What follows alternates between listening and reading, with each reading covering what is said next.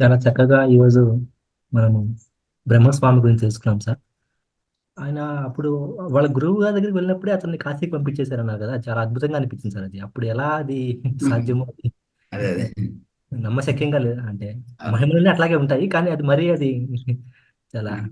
అద్భుతంగా అద్భుతమైన మహిమ అని చెప్పగలం సార్ దాన్ని. అంటే ఇది ఇది వచ్చేసి మన సదానంద యోగి ఆయన జీవితంలో కూడా జరిగింది అలా. ఓకే. మన పత్రి గారి గురువు అయినటువంటి సదానంద యోగి ఉన్నారు కదా. అవును సార్. ఆయన విషయం కూడా అలా జరిగింది. హ్మ్. హ్మ్. అయితే అప్పుడు ఏం జరిగింది, ఆయన 5 ఏళ్ల వయసులో బయట ఆడుకుంటూ ఉంటే ఒక ఫకీర్ వస్తాడు. వచ్చి నాతో పాటు వస్తావా, మనం ఇద్దరం వెళ్దాం అని చెప్పి అంటాడు. వస్తాను అంటాడు. అంటే ఇద్దరు ఒక దగ్గర లేపనం ఉంటుంది, ఒక ఏదో సమ్ లిక్విడ్. పసరు. ఇద్దరు కాలికి రాసుకుంటారు. హ్మ్. రాసుకున్న మరుక్షణం ఇద్దరు పోయి టిబెట్ అడవుల్లో తేలుతారు. పసరు మందు అంటారు సార్ అది. పసరు. హ్మ్. ఆ? అది చాలా మంది యోగులు వాడేవారు. ఆ, అది కాళ్ళకు రాసుకుంటే అలా తేలిపోవడమే అన్నమాట. ఆ. అదే ఇద్దరు కలిసి టిబెట్ అడవుల్లో తేలుతారు. అక్కడి నుంచి ఆయన ప్రయాణం సాగిపోతుంది. ఇంకా ఇల్లు లేదు, ఏం లేదు. ఆయన తల్లిదండ్రులు ఎవరో కూడా తెలియదు. ఆ చిన్న అరేబియాలో జరుగుతుంది. అరేబియా ఆ దేశంలో జరుగుతుంది. అక్కడి నుంచి ఇంకా ఆయన వెళ్ళిపోతారు.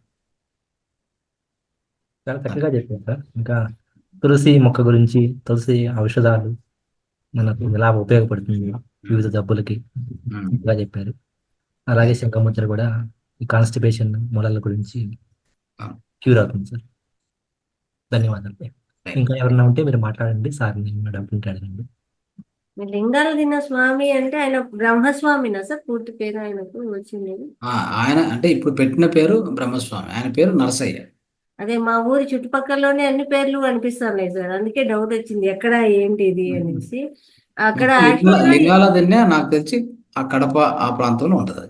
సార్ ఆర్లగడ్డ దగ్గర లింగం దిన్న అనేవి ఉన్నాయి సార్, ఎస్ లింగం దిన్న అక్కడ కూడా ఒక యోగి పుంగవులు ఉన్నారు సార్, ఆయన పేరు వచ్చేసి ధరణి సీతారామస్వామి అనేసి ఉన్నారు. అది కొంచెం ఈక్వల్ గా అనిపించింది అనమాట. ఇదేంటబ్బా పేరేమో వేరేగా ఉంది కానీ ఉమ్. మొత్తం కథ అంతా అలాగే ఉంది అనిపించేసింది అనమాట. ఎందుకంటే ఆయన సమాధి కూడా శివాలయంలోనే ఉంటుంది, అది కొంచెం ఈక్వల్ గానే అనిపించింది. పేరు చూస్తే తేడా వచ్చింది అనమాట, అందుకు డౌట్ వచ్చింది. ఏ లింగం తిన్నా టీ లింగం తిన్నా అని ఆరగడ్డ దగ్గర రెండు ఊర్లు ఉన్నాయి. చూద్దాం, అది అడ్రస్ కనుక్కొని దాంట్లో ఆయన గూగుల్. యొక్క చరిత్ర కూడా చెప్పాలని నాకు చాలా కోరికగా ఉందన్నమాట. ఆయన మాకు అంటే నాకు నా జీవితంలో చాలా బాగా ప్రభావితము అందువల్ల. కానీ మీరు మరి ఇంకొక ఖాదర్ బాదర్ అనే ఊరు చెప్పారు, అది యాక్చువల్ గా ఖాదర్ బాదర్ అనేది ఇంకోటి ఉందా లేదా నాకు తెలియదు. ఎందుకంటే ప్రొద్దుటూరు కానుకొని ఒక 2 కిలోమీటర్స్ దూరంలో ఖాదర్ బాదర్ అనే ఊరు ఉంది. ఉమ్. ఆ ఊర్లో మీరు ర- వెంకటరమణ గారి గురించి చెప్పారు. అవును. ఆ అది అది అన్నమాట, అందుకు అక్కడే దగ్గరలోనే ఉంది. అయితే అది విచారించుకోవాలి. అదే వెంకటరమణ గారి కనుక్కుందాం. అడ్రస్ ఒకసారి కనుక్కుంటే ఉమ్, మనకు తెలుస్తుంది అడ్రస్ ఎక్కడ అనేది. జస్ట్ కనుక్కోవాలి అది అంతే. సార్. చాలా బాగుంది సార్. గొప్ప వాళ్ళు అంటే ఈ ఈ స్వామి వాళ్ళు కూడా ఎలా అంటే కాళ్ళకి అలా పసరు మందు రాసుకొని ఆ అలా ఎప్పుడు కావాలంటే అప్పుడు అదృశ్య రూపంలో వెళ్ళిపోతారు అనమాట. అవును. కాశీ అలా. అది చాలా మటుకు నేను విన్నదే అన్నమాట. ఇంకొకటి ఆ స్వామి జీవిత చరిత్ర అంతా కూడా విద్య అనేది చదువు అనేది లేదు కానీ మహిమలు. ఆయన ఎప్పుడైతే ఆ నరసింహ మంత్రము ఉపదేశం అయిపోయిందో అప్పుడే ఇంకా ఆయనకు మొత్తం జీవితమే టర్న్ అయిపోయింది ఆ మంత్రోపదేశం. ఇంకోటి వాళ్ళంతా కారణ జన్ములు వాళ్ళు. అంటే వాళ్ళు ఆల్రెడీ ఇంతకుముందు జన్మలోనే వాళ్ళ సాధన అంతా అయిపోయి ఉంటుంది. కాబట్టి వాళ్ళకు మళ్ళీ సాధన చేసే అవసరమే ఉండదు. ఆహా. ఆ మంత్రం ఉపదేశంతో ఆయనకు మళ్ళీ జ్ఞానం అంతా కూడా తిరిగి ఇదైపోయింది. తిరిగి ఆయన వచ్చేస్తుంది, గుర్తొచ్చేస్తుంది మొత్తం. అందువల్ల ఆయనకు అప్పటి నుంచి ఇంకా మొత్తం స్టార్ట్ అయితే ఒక్కొక్క ఊర్లో మీరు చెప్పినట్టు అక్కడ తెలిసారంటే వాళ్ళ సాధనకు ఆటంకం అయిపోతుంది కాబట్టి వాళ్ళు ఇంకా వెళ్ళిపోతుంది. అక్కడ ఉండడం అనేది జరగదు. ఇంకా ఆ క్రౌడ్ పెరిగిపోతుంది, ఇంకా వాళ్ళ యొక్క బాధలు తీర్చడమే అన్నమాట అక్కడ జరుగుతుంది కాబట్టి ఇంకా వాళ్ళు అక్కడి నుంచి రిటర్న్ అవ్వడం. ఇంకా చాలా బాగుంది సార్. స్వామి గారి జీవిత చరిత్ర చాలా అద్భుతంగా ఉంది. అయితే తెలుసుకోవాల్సినది, చూడవలసిందే అనిపించింది నాకు, ఇది ఎక్కడుంది ఇది అని. ఇంకా ఎన్మూలే సర్వతీర్థాని ఎన్మధ్యే సర్వదేవత యథాగ్రే సర్వ వేదాఖ్యం తులసిత్యం నమామ్యకం, ఇది చెప్పుకుంటాము నమామ్యహం అని. మీరు చెప్పినట్టు మా ఇంట్లో మేము కొత్తగా ఇల్లు తీసుకొని వచ్చినప్పటికి మాకు మూల ఒక తులసి చెట్టు అదంతకదే వచ్చింది, మాకు తెలియదు. 2 years ఇప్పటికి పాపం అది ఒక 5 అడుగుల పైనే ఉంది సార్. దాన్ని మేము ఏం చేయలేదు, దాన్ని పైన ఇవి తుంచేస్తూ ఉంటాం. మంగళవారం శుక్రవారం తీయము, ఏకాదశుల్లోనూ ముట్టము. అవి విత్తనాలు వచ్చినప్పుడంతా దాన్ని తీస్తూ ఉంటే అది ఇప్పటికి 5 అడుగుల పైన అయిపోయింది సార్. ఆ మూల అలాగే వచ్చి అదంతకదే వచ్చింది. ఆ చెట్టు విత్తనాల నుంచి ఇంకా మొత్తం మా గార్డెన్ అంతా తులసి వనమే. ఎన్ని తులసి చెట్లు అంటే ఒక్కోసారి అనిపిస్తుంటుంది ఇది వచ్చి వేరే చెట్లను రానియడం లేదబ్బా అని. అన్ని తులసి చెట్లు ఎలా ఉంటాయంటే ఇంకా అడుగడుగునా తులసి, అంతా తులసిమయమే. అదే మిగతా చెట్లు ఎన్నున్నా ఇది మటుకు వస్తూనే ఉంటాయి. అక్షరపాత్ర అయిపోయింది సార్, మాకు అక్షయపాత్ర అయిపోయింది. అట్లా ఉంటాయి అనమాట, చాలా బాగుంటాయి. మీరు చెప్పినట్టు ఏమన్నా ఇప్పుడు ఔషధ గుణాలు అన్నట్టు తులసికి సంబంధించి ఇంకా అంతే, ఎవరో పీకడము వేయడము. ఆ తులసి ఆకులు ఉడికించుకునే దానికి కానీ దేనికైనా ఇట్లా మందులాగా వాడుకోవడానికి కానీ చేస్తున్నాం అండి. మామూలుగా కూడా చేస్తాం, మరి కఫము అట్లా వచ్చింది అంటే తులసి ఆకులు. ఇప్పుడు దానికైతే లోటు లేదనమాట.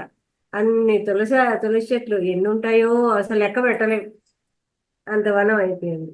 చాలా బాగుంది సార్. ఇంకా పైల్స్ సమస్యకి అయితే మీరు చెప్పినట్టు అది అనుభవిస్తే తెలియదు అన్నట్టు అంత ఇబ్బంది పెడుతుంది. కూర్చోలేరు, లేయలేరు, చాలా అవస్థ పడుతూ ఉంటారు. ఇలాంటి పరిహారాలు తెలిసినాయి అంటే వాళ్ళకి చెప్తే ఎంత మంచి ఊరట వాళ్ళకైతే. చాలా చాలా ధన్యవాదాలు సార్ మీకు. Right. Thank you very much. Okay అండి, ఏం చేద్దాము ఇంకే ప్రశ్నలు లేవంటే ఎండ్ చేద్దాం. సార్ రేపు ఇది మనకు ప్రత్యేక కార్యక్రమం ఉంది కదా శనివారం రోజు. ఓ, రేపు ప్రత్యేక కార్యక్రమంతో పాటు మనము ఇది అనుభవాలు కూడా పంచుకోమన్నాము. రైట్. రేపు 2 కూడా ఒకేసారి ఉంటాయి యా కాబట్టి రేపు మన కార్యక్రమాన్ని కొద్దిగా కుదించుకొని మనం ప్రయత్నం చేయాలి. అంటే రేపు మనకు టాపిక్ ఏమైనా ఉందా రేపు? టాపిక్ ఏం అదే లేదు సార్, మామూలుగా అయితే ప్రోగ్రామ్ అన్నట్టే ప్రత్యేక కార్యక్రమం. రేపు ప్రత్యేక కార్యక్రమం కాబట్టి సో అప్పుడు ఏం చేద్దామంటే ఫస్ట్ స్టార్టింగ్లోనే ఒక 10 minutes అట్లా ధ్యానం చేసుకోవచ్చు కావాలంటే. తర్వాత ప్రత్యేక కార్యక్రమం నడుచుకోవచ్చు. ఆ తర్వాత ఎండ్లో మనము ఈ యొక్క అనుభవాలు పంచుకోవడం కూడా పెట్టేస్తే ఓకే, 2 కూడా ఒకేసారి అయిపోతాయి. సో రేపటితో క్లోజ్ చేస్తాం. మళ్ళీ ఇంకా సండే ఏముండదు, తిరిగి మళ్ళీ మనం 1st తారీఖున కలుసుకోవాల్సి వస్తుంది. 1st తారీఖు అంటే నమస్తే సార్. నమస్తే. సార్ బ్రహ్మస్వామి గురించి చాలా మహిమల గురించి బాగా చెప్పారు సార్. నల్లమల ఏరియాలో ఆ ఏరియాలో కూడా ఇట్లా దర్శనం వేయడం అనేది, ఎందుకంటే ఆ నల్లమల ఏరియాలో తిరిగాం సార్ మేము. అది కృష్ణ రివర్, నంద్యాల, అటు టైగర్ ప్రాజెక్టు, అటు చూస్తే ఎర్రగొండపాలెం, ఆ, మార్కాపురం, ఆ సెక్టర్ మొత్తం చూసిన, కృష్ణ రివర్ మొత్తం ఆ సెక్టర్. మీరు చెప్తుంటే నాకు అది కళ్ళలో మిగులుతుండే అయిందాక. ఎక్కడంటే అక్కడికి వెళ్ళి శ్రీశైలం వెళ్ళడం, ముందు 4 గంటల ముందు వెళ్ళడం, ఇది చేయడం అంటే అది మంచి చెప్పడం. ఆ మహిమలు చాలా మంచిగా అనిపించినాయి సార్. చాలా మంచిగా చెప్పారు సార్. Thank you sir. అట్నే కూడా తులసి గురించి కూడా చెప్పారు. బాగున్నాయి సార్. Right right. ధన్యవాదాలు sir. Thank you sir. So మిత్రులారా, ఇప్పుడు ఆల్రెడీ మనం లింక్ పంపించాము నెక్స్ట్ గ్రూప్ది. సో అందరూ కూడా మీరు అందరికీ పంపించండి. అందరూ కూడా కనీసం అంటే ఒక్కొక్కరు ఒక 5 కొత్త వాళ్ళను జాయిన్ చేపించండి. సో ఇంకా అద్భుతమైన క్లాసెస్ ఉంటాయి నెక్స్ట్ మంత్ కూడా మీకు. సో అద్భుతమైన మాస్టర్స్ని కూడా పిలిచడానికి ప్రయత్నం చేస్తున్నారు మేడం కూడా. సో అన్నీ కూడా రేపటికి లిస్ట్ ప్రిపేర్ అయితే అందరికి పంపించి మంచి మంచి మాస్టర్ కూడా పిలిచడం జరుగుతుంది. కాబట్టి అందరు కూడా 2 క్లాసెస్ సార్. ఇప్పుడు మార్నింగ్ ఒకటి, నైట్ ఒకటే సార్? అవును అవును, sir. Early morning night. Sir అంటే అర్లీ మార్నింగ్ వచ్చేసి మనం చెప్పలేము ఇవన్నీ. ఈ సార్. అంటే ఇంటి నివారణలు కానీ, తర్వాత సమగ్ర జీవన సూత్రాలు ఇవన్నీ చెప్పనీకి రాదు. So sir. తర్వాత ఇలాగ అంటే ఒక యోగి గురించి చెప్పడం ఇవన్నీ కష్టం అవుతుంది. సో అవును అక్కడ సార్. ఏముంటే కూడా ధ్యానం చేయడము, జ్ఞానం. అంటే ధ్యానం ఎక్కువ, జ్ఞానం కొద్దిగా, అట్లా చేసుకుంటూ వెళ్ళాలనుకున్నాం. సో ఆ విధంగా సిలబస్ రెడీ చేయాలని చూస్తున్నాం ఇంకా. ముందు ఎలా ఉండిందో అలాగే, ముందు మనకు మార్నింగ్ సెషన్ ఎలా ఉండిందో అదే 5 to 7 అన్నట్టు అట్లే ఉంటుంది. ధ్యానము జ్ఞానం అనేది మనం ఎక్కువగా అక్కడ చేయడం జరుగుతుంది. అంటే మొదటగా ఎవరైనా ప్రాణాయామం చేపించేదానికి మాస్టర్ ఉంటే చేపించచ్చు. ప్రాణాయామం చేపించంటే మాస్టర్ చేపించచ్చు. లేదంటే కనీసం ధ్యానం స్టార్ట్ చేసి ధ్యానం చేపించి తర్వాత జ్ఞానం పంచితే అక్కడికి ప్రశ్నోత్తరాలతో ముగించేయచ్చు దాన్ని. అలా చేయొచ్చు పొద్దున్నే. సో మార్నింగ్ సాయంత్రం శివ పూట సార్ వస్తున్నారు సార్? ఉమ్, శివ సార్ వస్తున్నారా సార్ మార్నింగ్? అదే శివ సార్ మార్నింగ్ ఉన్నారు. వస్తా అని చెప్పారు, శివ గారు వస్తా అని చెప్పారు. సార్. సో చూద్దాం, ఆయన మ్యాక్సిమం రోజు ఉంటారు. ఆయన లేనప్పుడు ఇంకెవరైనా మళ్ళీ ఆల్టర్నేటివ్ చూసుకోవాలి. అదే అంటే మన మాస్టర్స్లో ఎవరైనా మార్నింగ్ ఉంటామంటే అక్కడ పోస్టింగ్ చేసుకుంటామంటే దట్స్ వెరీ గుడ్. మన కొత్త వాళ్ళకు కూడా కొద్దిగా సార్, కొత్త వాళ్ళకు కూడా ఇస్తుంటే వాళ్ళకు కూడా ఎక్స్పీరియన్స్ అవుతుంది సార్, వాళ్ళు కూడా సీనియర్ గా తయారవుతారు. అవును, ఎందుకంటే ఇప్పుడు ఎప్పుడు ఒకేలాగా ఉంటుందంటే ఎప్పుడు అదే విధంగా అవుతుంటది. కొత్త వాళ్ళకి ఇస్తుంటే వాళ్ళు కూడా ఎక్స్పీరియన్స్ అవుతుంటారు, మంది కూడా ఎస్టాబ్లిషన్ ఎక్కువ అయిపోతుంది. అవును. అందుకే నేను ఇప్పుడు కూడా ఏంటంటే మన ఇప్పుడు కొత్త మాస్టర్స్ లో వాళ్ళంతా ఎవరైనా తీయాలి సార్ బయటికి. ఉమ్, అదే తీస్తుంటే మనకి ఇంకెక్కువ ఎక్కువ అవుతుంటది సార్. ఇక సర్క్యులేషన్ కూడా ఎక్కువ అవుతుంటది. అదే మనం ఏంటంటే వాళ్ళు ముందుకు రావాలి, మనం చెప్తున్నాం ఖచ్చితంగా. అదే సార్. మనలో ఏం ఉన్న లేదు సార్, మీరు ఒకరు పాయింట్ అవుట్ చేసేసి బరువు బాధ్యత తప్ప చెప్తే అన్ని రెస్పాన్సిబిలిటీ వచ్చేస్తుంది సార్. ఉమ్, ఎందుకంటే అందరికీ ఉంటది, కాకపోతే ఏంటంటే సేవ చేయాలన్న దృక్పథం అందరికీ ఉంటది. కానీ ఉమ్, మీరని పాయింట్ అవుట్ చేస్తే వాళ్ళు ఆటోమేటిక్ గా రోడ్డు వచ్చేస్తారు, ముందుకు వచ్చేస్తారు. అట్లా ప్రతి ఒక్కరు చేయాలనే ఉంటుంది సార్. ఇప్పుడు ఒకరికి అన్నా కానీ, లలిత మేడం ఒకరు అన్నా కానీ ఇబ్బందే కదా సార్, ప్రతి దానికి. ఉమ్. అది వేరే వాళ్ళు కూడా ఇస్తే ఏంటంటే ఆమె కూడా రిలాక్స్ అయిపోతారు, మేడం కూడా. ఇప్పుడు అట్లా వేరే వాళ్ళు కూడా. పొద్దున పూట ఒకసారి చూడాలి మేడం. అంటే మార్నింగ్ కు హోస్టింగ్ చేసే వాళ్ళది చూడాలి. ఇప్పుడు శివగారు ఉంటే శివగారు హోస్టింగ్ చేస్తే పర్వాలేదు, లేదంటే మళ్ళీ ఆల్టర్నేటివ్ చూడాలి.